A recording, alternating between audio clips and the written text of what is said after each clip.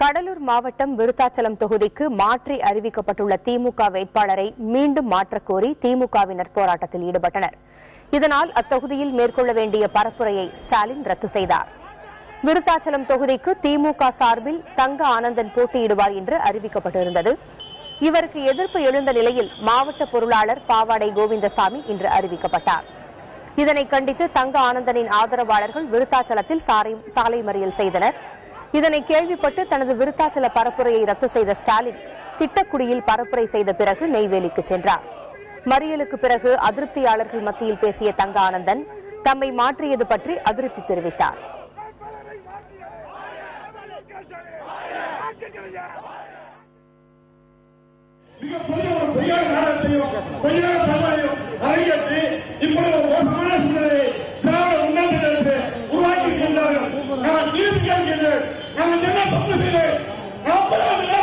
இந்த உடல், இந்த உயிர், இதை என் சொத்து, என் குடும்பம், என் சொந்த